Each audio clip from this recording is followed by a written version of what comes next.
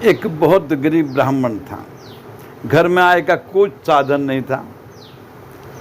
उसकी पत्नी भी घर पर बहुत दुखी थी। एक दिन उसने अपने पति से कहा कि कहीं से कुछ किसी के से मांग करके कुछ ले आओ, बच्चे भी भूखे मरने लगे हैं। तब उस आदमी ने, उस ब्राह्मण ने समझा कि चलो इस पार दूसरे गांव से कुछ मांग करके भिक्षा के रूप में अन्न लाया जाए। लेकिन रास्ते में एक जंगल पड़ता था और जंगल बहुत ही अंधकार में था, यानी सघन जंगल था।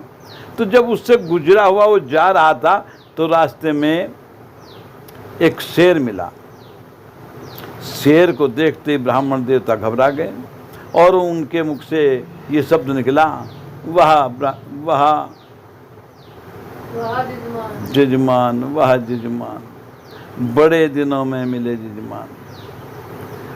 अब उस शेर के पास में एक पक्षी रहा करता था जिसका नाम हंस था। शेर ने उस पक्षी से पूछा कि ये पंडित क्या कह रहा है, मानव क्या कह रहा है। तब उसने कहा, इसने तुम्हें यजमान बना लिया, इसलिए इसका कुछ हित कर दो। तो शेर ने, जो वहाँ पर जंगली मानस यानी किसी को खा पिया करता था, तो उसके जेवर वगैरह पड़े हुए थे, वो उसने उस ब्राह्मण को इकट्ठे करके जब देने लगा तो उस विप्र ने, ब्राह्मण ने कहा, सिंहराज आपके मुख से बहुत बदबू आ रही है। शेर ने कहा, हाँ भाई मैं मांस खाता हूँ। ऐसा है, ये कुल्हाड़ा तुम्हारे पास है, इस कुल्हाड़े से एक बार मेरे शरीर पर करो। नहीं नहीं ऐसा नहीं। लेकिन शेर ने कहा, यदि तुम ऐसा नहीं करोगे तो मैं तुम्हें खा जाऊंगा, इसलिए तुम एक बार मुझसे इस कुल्हाड़े से करो। तब पंडित जी ने कुल्हाड़ा उठा करके उस शेर पर बहुत जोर से प्रहार किया और अपने घर लौट आया।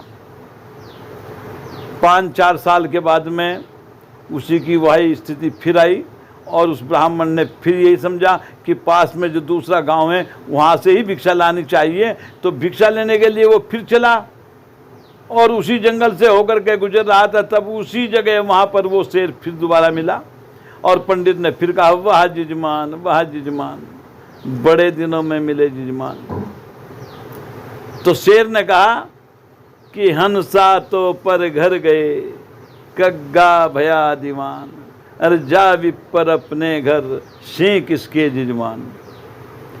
जब तू आया था पहली बार तो मेरे पास जो मंत्री था वो हंस था, अब हंस तो अपने घर चला गया, उसकी जगह कग्गे ने वो पद संभाल लिया। देख, जब मैं तुझे बहुत सा धन दिया था तो तूने कहा था कि सिंहराज तुम्हारे मुख से बहुत गंदगी यानी महक सड़ांध आ रही है। वे शब्द तो आज भी विराजमान है, ऐसे के ऐसे ही हैं, जबकि तुम्हारा मारा हुआ जो कुल्हाड़े का वार था ना वो भर चुका है।